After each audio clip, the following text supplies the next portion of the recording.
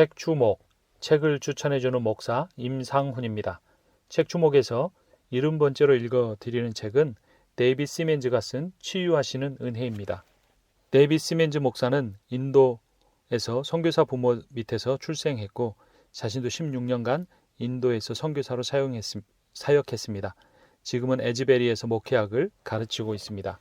목회 청년 시절엔 나는 은혜의 경험이야말로 정서적 및 영적 치유의 가장 핵심적인 요인이 된다는 사실을 깨달았다. 테네시주의 한 정신과 의사는 이렇게 말했다. 나를 찾아오는 환자들 가운데 절반은 자신이 용서받았다는 사실만 안다면 일주일 만에 집으로 돌아갈 수 있을 것입니다. 웨슬리가 작사한 찬송가의 한 가사는 이렇게 노래합니다. 세상 모든 언어들이여 나의 위대하신 구주를 찬양하라. 나의 왕, 나의 하나님의 그 영광, 또 그의 은혜의 승리를 노래하라. 열방들이여 주를 보라. 타락한 민족들이여 그를 믿으라. 그를 보고 믿어 구원을 얻으라. 그 은혜로 의롭다함을 받으라. 저는 주님을 위해서 좀 더 유용하게 쓰임받기를 원합니다. 하지만 자신이 무가치하고 쓸모없다는 느낌이 자꾸 듭니다. 나라는 사람은 워낙 실패작이어서 저는 자신과 더불어 살아갈 수가 없을 것 같습니다. 저는 놀라운 회심을 경험했고 그리스도 안에서 새로운 피조물이 되었습니다. 그런데 제 속에는 정작 가장 사랑하는 사람들을 향한 증오의 사이클이 반복됩니다. 그럴 때면 의뢰 미안한 마음과 함께 깊은 우울이 찾아옵니다. 제가 가장 화나는 것은 영적인 승리를 맛보지 못하고 있는 자신의 모습인 것 같습니다. 또 다른 사람이 이렇게 말했다. 저는 선교사입니다. 하나님은 저를 사용하셔서 영혼들을 구원하셨습니다. 저는 모든 해답을 다 알고 있습니다. 성경을 통달하고 있고 정확한 장절을 갖다 댈 수 있습니다. 하지만 그건 다 제 머릿속에만 있습니다. 제가 섬기는 하나님은 조금도 저를 기뻐하지 않으십니다. 그분은 내가 믿고 또 다른 사람에게 말해주는 그 은혜로우신 사랑의 하나님과는 전혀 별개인 분 같습니다. 저가 전하는 바를 왜 저는 맛볼 수 없습니까? 사기꾼이라도 된 기분입니다. 또 한 사람은 이렇게 말했다. 저는 오랫동안 성공적인 상담 사역을 해왔고 하나님은 제 안에 많은 변화들을 이루셨습니다. 저는 참으로 오랫동안 추구해왔던 그 가짜 영적인 사람의 가면을 벗어야 한다는 사실을 잘 알고 있습니다. 그런데 그것은 죽도록 두려운 일입니다. 왜냐하면 나는 실제 내가 누구인지 어떤 사람으로 밝혀지게 될지 모르기 때문이죠. 또 다른 사람은 이렇게 말했다. 저는 사랑을 하고자 열심히 애씁니다. 그러나 저는 매우 비판적이고 판단적이며 배우자와 자녀들에게도 아주 냉정하게 대합니다. 그들 쪽에서는 어떤 조그만 실수만 보여도 저는 화를 내며 폭발하고 맙니다. 그리고 나서는 죄책감을 느끼고 우울에 빠집니다. 우리 가족들은 사랑이 많고 잘 용서해 줍니다. 그런데 그건 사태를 더 악화시킬 뿐입니다. 은혜로운 삶이 무엇인지 제대로 알고 있지 못한 그리스도인들의 생활에서 주로 나타나는 패배감과 절망의 이야기들이다. 거기엔 또한 은혜 충만한 삶을 경험하기 위해서는 그 전에 꼭 치유가 되어야만 한다는 피해의식과 그에 따른 고통도 잘 드러나 있다. 요약해보면 이런 것이다. 끊임없는 죄책감, 정죄감, 하나님이 나를 판단할 것이며 싫어할 것이라는 느낌, 자기 무가치함, 낮은 자존감, 끊임없이 엄습해오는 내적 자기 비하와 자기 경멸, 다 장난 같고 현실이 아닌 것 같은 느낌, 공허한 껍데기가 되는 것 같은 기분, 나의 참 자아를 잃어버린 것 같고 내가 누구인지 모르겠는 것만 같은 기분, 불합리한 공포, 응어리진 적개심, 분노의 폭발, 지나친 감정의 기복 및 우울 등을 유발하는 많은 부정적인 감정들, 특히 불안과 분노, 대인관계의 곤란, 친밀함이 수반되는 관계에서 심해짐. 이러한 문제는 현대인들의 문제만이 아니다. 사도 바울도 이런 고백을 했다. 나의 행하는 것을 내가 알지 못하노니 곧 원하는 이것은 행하지 아니하고 원함은 내게 있으나 선을 행하는 것은 없노라. 바른 인식과 바른 깨달음은 여러 모양으로 커다란 도움이 된다. 특히 우리가 무엇을 구해야 하며 어떻게 기도해야 하는지를 보여주는 중요한 역할을 한다. 그런 인식과 깨달음을 통해 우리는 또한 우리를 구원해주고 거룩하게 해주는 그리스도의 은혜를 온전히 누리기 위해서 우리에게 치유의 은혜가 필요한 영역이 어디인지 알아낼 수도 있다. 치유의 은혜에는 때때로 위기의 시점들이 찾아올 수도 있지만 그래도 언제나 우리의 생활 유형을 바꾸어주는 하나의 과정인 것만큼은 분명하다. 우리가 죄책감과 자기 비하로부터 벗어나기 위해서 우리가 깨달아야 할 사실이 있다. 우리가 종이 아니고 자녀라는 것이다. 우리는 하나님의 종이 아니라 하나님의 자녀의 신분을 가지고 있다. 종은 수용과 가치, 인정의 근거가 행위에 있지만 자녀는 신분에 있다. 종은 일을 잘하기 때문에 받아들여지지만 자녀는 관계 때문에 받아들여진다. 종은 일을 잘못하면 자리가 위태해지지만 자녀는 가족의 일부로 소속되어 있고 사랑을 받는 존재이기 때문에 아무도 그 무엇도 그의 신분을 흔들어 놓지 못한다. 이렇게 고백하라. 아버지, 하나님, 나의 아버지, 저는 아버지의 아들입니다. 저는 아들처럼 느끼고 아들처럼 살고자 합니다. 사실 그리스도인이 행위로서 자기 존재감을 가지려고 하는 삶은 교만이라는 악성 바이러스와도 같은 것이다.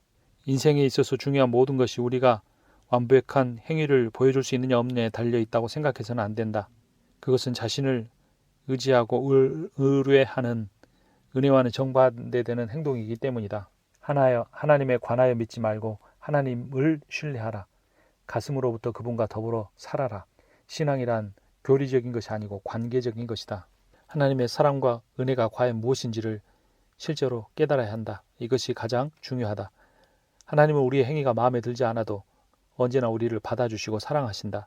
우리가 하나님의 은혜를 받아들이기 위해서 버려야 할 것이 있다. 자기의존적 삶을 버리라. 자기의존은 은혜와 정반대의 개념이다. 개인주의적인 성향을 버리라. 신약성경에서 구원의 은혜란 언제나 관계적인 것이다. 그리스도와 그의 백성들 사이의 교제 속에서만 가능한 것이다. 성도 세인트스라는 말은 단 한 번도 단수로 표현된 적이 없다. 은혜를 받는 것도 믿음의 공동체이며 은혜대로 사는 것도 믿음의 공동체를 통해서 가능한 것이다. 구원이란 그리스도와의 의존적인 관계를 맺어야 한다. 또한 피해야 할 것은 행동주의적인 사고다. 열심히만 한다면 자기가 진짜 원하는 것이 될 수 있고 자기가 진짜 원하는 것을 행할 수 있고 또 그것을 소유할 수도 있다는 것이다. 그러나 성경은 반대로 이야기한다. 우리가 아직 연약할 때, 죄인이었을 때 예수께서 우리의 구원을 얻기 위해서 우리를 위해 죽으셨다. 우리가 한 일이 아무것도 없었지만 구원받은 것이다. 구원은 행동의 결과가 아니다. 또한 피해야 할 것은 성공의 복음이다. 미국의 세계관은 기독교의 침투에 들어와 마음만 먹으면 무엇이든지 해낼 수 있다는 생각을 갖게 했다. 성취와 성공의 복음이라는 가짜 복음이 태어난 것이다. 하지만 참 복음이란 내 힘으로는 얻을 수 없고 오직 받을 자격이 없이 받는 은혜의 복음이다. 우리의 우리됨은 하나님의 은혜이지 우리 행위에 따른 것이 아니다. 우리가 또한 버려야 할 것은 자기의존적인 개인주의 복음이다. 복음은 은혜로 말미암아 자신을 열고 다른 사람과의 관계를 중요시하며 살아간다. 마지막으로 우리가 멀리해야 되는 것은 율법주의의 복음이다. 명령과 규율을 지킴으로써 구원을 얻을 수 있다는 잘못된 믿음이다. 부모는 하나님의 은혜를 체험하게 하거나 정반대로 비은혜를 자녀에게 강요할 수도 있다. 부모의 역할은 그만큼 중요하다. 예수님 역시 부모의 은혜를 통해 성장했다. 아이가 자라가며 강하여지고 지혜가 충족하며 하나님의 은혜가 그 위에 있더라. 누가복음 2장 40절. 하나님 아버지께서는 자신의 아들이 적절한 정체감과 안정감과 존재감을 지닌 건강한 인간이 되도록 요셉과 마리아의 가정을 예비하셨다. 예수님이 신체적인 면에서도 자라며 강하여졌다. 정신적인 면에서도 지혜가 자라갔다. 사회적 관계적 면에서 사람에게 더욱더 사랑스러워져 가셨다. 인격적, 의지적, 정서적 면에서 예수는 나사렛에 이르러 부모에게 순종하여 받드셨다. 영적인 면에서도 예수는 하나님께 사랑스러워 가셨다. 은혜는 건설적이지만 비은혜는 파괴적이다. 은혜는 인생의 용기를 북돋아주고 건강한 인성 발달을 가져오지만 비은혜는 인생의 상처를 가져오고 해로운 인성 발달을 조장한다. 무조건적인 수용과 애정, 인정과 사랑을 보여주는 얼굴 표정과 어조 등은 모두가 다 은혜의 메시지를 전해준다. 반면에 공급, 결핍, 무시, 완전한 행위에 바탕을 둔 조건적인 수용, 일관성이 없는 애정 표현, 거절, 정지하는 표정 및 화난 목소리 등은 정반대 메시지를 전해준다. 역기능을 불러일으킨다. 사람이 자신을 어떻게 보는지를 결정해주는 가장 중요한 요인이 가정이다. 그래서 가정을 자아의 거울이라고 한다. 크리스천 중에는 모든 일이 다 성공적임에도 불구하고 자신이 완벽한 실패자인 것처럼 느끼며 살아가는 사람이 있다. 그런 경우 부모로부터 특히 아버지로부터 관심이나 사랑을 받지 못한 예들이 많다. 잭은 이렇게 말했다. 저는 있는 그대로 수용되거나 사랑을 받았다는 기억이 전혀 없습니다. 내가 아무런 말썽이나 문제를 일으키지 않을 때, 인정이나 칭찬을 받을 만한 일을 했을 때, 아니면 자기의 평판을 좋게 하는데 내가 소용이 될 수 있을 때, 오직 그때만이 그들이 나를 사랑하거나 필요한 것처럼 생각이 되었습니다. 어떤 한 사람이 건강한 자아 개념을 갖기 위해서 가장 중요한 것은 가정이다. 가정은 우리에게 하나님의 첫인상을 심어주는 채광창과도 같다. 우리는 하나님에 대한 첫 느낌을 부모와의 관계를 통해 쌓아가게 된다. 부모의 성품의 많은 부분이 하나님의 성품에 대한 우리의 이미지 속에 같이 만들어져 간다. 가정은 우리가 다른 사람을 바라보는 창문과도 같다. 우리가 다른 사람들이 우리를 어떻게 생각하리라고 생각하느냐 하는 것은 우리가 다른 사람들이 우리를 어떻게 대해주기를 기대하느냐 하는 것과 밀접한 관계가 있다. 모든 문제의 핵심은 죄이다. 죄는 우리가 하나의 악성 질병이라 불렀던 행위 지향성의 뿌리이다. 우리의 완벽한 행위로도 치료할 수 없다. 문제의 핵심은 인간이 타락하고 병들어 스스로는 변화시킬 능력이 없는 마음을 가졌다는 것이다. 인생은 결코 다시 완전해질 수 없는 것일까? 그렇다. 하지만 한 가지 방법이 있다. 하나님의 은혜를 통해서만큼은 변화될 수 있다. 물론 하나님은 우리를 완벽하게 만드셨다. 하나님이 지으신 우주가 완전했고 생태계가, 성이, 정신과 정서와 유기적 구조가 완전했다. 하나님 관계, 인간 관계도 완전했다. 영혼이 완전했다. 인간이 하나님이 주신 그 질서 안에서 제대로만 살았다면 모든 것은 완전하게 남아 있었을 것이다. 하지만 아담과 하와의 마음속에 유혹이라는 죽음의 씨앗이 사탄에 의해 뿌려졌다. 그들은 하나님의 선하신 성품에 대해 의문을 품었다. 그것은 무엇 때문이었을까? 우리 악한 의지의 근원이 교만이었기 때문이다. 하나님과 같이 되려고 했기 때문이다.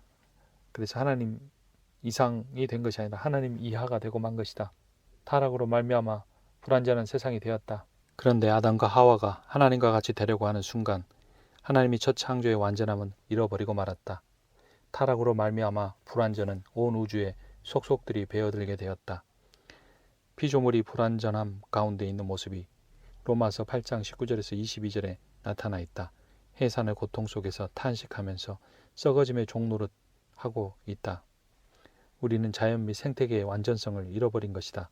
자연재해가 몰고 오는 재산 피해와 고통과 죽음은 예측을 불허하며 인류를 유린하고 있다. 우리는 신체적인 완전을 잃어버렸다. 우리는 끊임없이 아프고 사고를 당하고 질병에 걸리고 불구가 되며 점점 노화되어 결국은 죽는다. 우리는 정신적인 완전을 잃어버렸다. 아담의 능력은 분명히 지금 우리가 잃어버린 뭔가 본질에 형통한 완전한 지식을 갖고 있었다. 미켈란젤로나 모차르트, 뉴턴이나 아인슈타인 같은 사람들을 통하여 우리는 이따금씩이나 인류 최초의 정신 능력의 신락 같은 흔적을 엿볼 수 있다. 우리는 정서적인 완전을 잃어버렸다. 분노, 근심, 두려움, 적개심, 질투, 자기 경멸 등으로 줄줄이 늘어선 자신의 부정적인 감정들을 경험하게 된다. 우리는 관계적인 완전을 잃어버렸다. 가까운 사람에게도 자신을 내보이는 것을 두려워하게 되었다. 성에 대해서도 부끄러워한다. 결혼한 뒤에도 마찬가지다. 우리는 영적인 완전을 잃어버렸다. 우리는 하나님 중심성이 이제 자기 중심성으로 바뀌어버렸다. 본래 완전히 통합적이고 균형을 이루던 자아가 이제는 분열되고 균형을 잃은 자아가 되어버렸다. 한때 하나님, 자연, 타인, 자아와 더불어 완벽한 조화를 이루었던 인간 본성이 이제는 그 모든 것들과 더불어 갈등 속에 빠지고 말았다. 돌아갈 길은 없는 것일까? 에덴 동산의 그 완전함으로 돌아갈 길은 아무데도 없다. 우리가 잃어버린 것은 완전함뿐만 아니라 그 완전함을 되찾을 수 있는 능력까지도 잃어버렸다. 우리는 신락원에서 살고 있는 것이다. 돌아갈 길은 전혀 없다. 그러나 우리는 낙원에 대한 기억 혹은 낙원을 향한 욕구나 갈망만큼은 잃어버리지 않았다. 하나님은 우리 속에 완전을 사모하는 마음을 남겨두셨다. 이 사모함은 음식, 안전, 소속, 인정, 애정, 성, 그리고 무엇보다도 사랑을 하고 사랑을 받는 것 등에 대한 욕구와 같이 인간을 인간되게 하는 기본 욕구들을 남겨두신 것이다. 완전에 대한 욕구는 하나님의 필요성을 느끼게 하는데 매우 중요한 요소이다. 완전을 향한 이 애틋한 향수는 하나님이 우리 안에 만들어 놓으신 빈 공간, 오직 참되고 완전하신 하나님만이 채워줄 수 있는 그 공간이다. 완전에 대한 욕구는 그래서 잘못된 것이 아니다. 죄는 우리가 타락한 피조물이면서도 그 완전을 우리 스스로 정의 내리고 우리의 방법으로 구하려는 것일 뿐이다. 그러나 하나님을 통해 그 완전함을 얻는다면 그것은 죄가 아니다. 원래의 모습으로 돌아가고 회복되는 것이다. 어떻게 하면 우리는 그 완전함을 다시 회복할 수 있을까? 율법의 정신을 통해서이다. 신명기 6장 5절에 율법의 정신이 나와 있다. 내 마음을 다하고 목숨을 다하고 뜻을 다하여 주 너의 하나님을 사랑하라. 이웃을 내 몸과 같이 사랑하라. 사랑은 율법의 완성이니라. 하나님이 우리를 사랑하사 예수 그리스도를 이 땅에 보내주시고 십자가에 죽게 하셨다. 십자가에 죽으신 예수 그리스도를 믿고 신뢰하고 따르기로 결단하는 그 믿음을 통해 우리는 하나님의 사랑의 세계로 다시 들어갈 수 있다. 오직 예수 그리스도를 통해서만, 길과 진리와 생명이 되신 예수를 통해서만 우리는 하나님께 돌아갈 수 있다. 하나님의 은혜를 통해 우리가 하나님의 사랑으로 돌아갈 수 있는데 그 하나님과 우리 사이를 가로막는 여러 가지 것들이 있다. 비은혜이다. 하나님께서 열어놓은 은혜의 길, 즉 복음의 길을 통하지 않고 다른 길로 하나님께 이르려고 하는 것은 잘못된 길로 가는 지름길이다. 그 잘못된 길 중에 하나는 바로 자기 자신의 자아가 특별하다고 여기는 것이다. 학벌이나 경력이나 소유나 명예나 재산이나 성공을 통해 자신을 괜찮은 사람으로 만들어 가려고 한다. 세상적인 것을 다 버린다고 해도 교회 안에서의 명예나 자기의 신앙의 경지 등을 강조하면서 하나님께 이르려고 하는 것이다.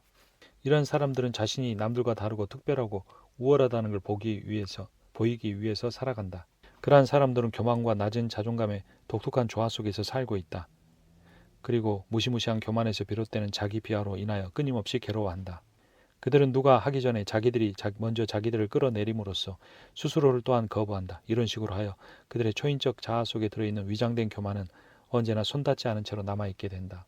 이러한 사람들은 세 가지 유형으로 나타날 수 있다. 첫 번째는 지배형이다. 자존감에 대한 지나친 욕구가 있어 사람들과 경쟁하려고 한다. 힘, 성취, 존경, 특권, 인정을 원한다. 남들보다 앞서려고 하는 것이다. 두 번째는 자기 소멸형이다. 소속감을 지나치게 원한다. 약하고 무력하며 과의존적이고 동조적이며 복종적이고 정이 많다. 동의를 원하며 비난을 두려워한다. 세 번째는 후퇴형이다. 통제력에 대한 지나친 욕구를 가지고 있다. 그래서 사람들을 회피한다. 떨어져 있으려고 하고 늘 따로이며 지나치게 독립적이고 자기 문제는 자기가 다 처리하려 들며 공격할 줄 모르고 약점을 보이기를 싫어한다. 이런 다양한 유형의 행위 지향적인 그리스도인들은 스스로 자신을 구원하려고 하기 때문에 하나님의 은혜를 체험하지 못한다. 자신의 노력을 통하여 자유를 얻어보려는 이러한 시도는 하나같이 다 우리를 더 깊은 수렁 속으로 밀어 넣을 뿐이다. 이러한 모든 인간의 행위 중심적인 노력을 통해서 우리가 구원에 이를 수 없고 하나님의 사랑으로 사랑의 나라에 들어갈 수가 없지만 예수 그리스도를 통해 하나님은 우리에게 복음을 허락하셨다. 복음이라는 기쁜 소식은 곧 우리의 전적인 도덕적 파산에도 불구하고 하나님께서 우리와 계속하여 관계를 맺으신다는 놀라운 소식이다. 죄가 더한 곳에 은혜가 넘쳤다고 한 바울의 고백처럼 하나님은 인간적인 노력을 통해 구원을 얻으려고 하다 실패한 모든 사람들에게 예수 그리스도를 통한 은혜의 구원을 허락하셨다. 죄가 넓고 깊어 보여도 하나님의 은혜는 더 넓고 더 깊다. 이제 완전히 바뀌었다. 전에는 죄가 인간의 주인이었고 끝내는 인간을 죽음으로 넘겨주었다. 그러니 이제 은혜가 우리의 통치자다. 은혜의 결국은 의로움이며 예수 그리스도의 의로움의 은혜의 마침은 우리를 주 예수 그리스도를 통하여 하나님의 영생으로 들어가게 한다. 은혜는 자격을 따지지 않는다. 은혜는 내 힘으로 얻어낼 수가 없다. 은혜를 얻어내기에 내가 할 수 있는 일은 아무것도 없다. 은혜는 갚을 수도 없다. 그래서 하나님은 우리가 은혜에 보답하는 삶을 원하지 않으신다. 하나님의 사랑은 무조건적이다. 네가 뭐뭐 하기 전에 난 너를 사랑한다. 네가 뭐뭐 하니까 나는 너를 사랑한다. 네가 뭐뭐 한 만큼 나는 너를 사랑한다. 네가 뭐뭐 하다면 너를 사랑하겠다. 네가 뭐뭐 할 때 나는 너를 사랑하겠다. 네가 뭐뭐 하고 나면 나는 너를 사랑하겠다. 네가 뭐뭐 할 경우 나는 너를 사랑하겠다. 네가 뭐뭐 할 것 같으면 나는 너를 사랑하겠다. 이 모든 것은 복음이 아니다. 하나님의 사랑은 무조건적인 것이다. 우리 안에 어떤 요인에 의해서 유발되어진 사랑이 아니다. 하나님의 사랑은 당신 자신의 속성 때문에 흘러나온다. 우리를 향한 하나님의 사랑은 반응이 아니라 최초의 행동이다. 그분의 사랑은 우리의 어떠함에 근거를 두는 것이 아니다. 그분 자신의 어떠하심에 근거를 둔다. 그분은 사랑이시기 때문에 사랑하신다. 우리는 하나님의 사랑을 거절할 수는 있어도 그분이 우리를 사랑하신 것을 멈추게 할 수는 없다. 결국 하나님의 사랑이 승리할 것이다.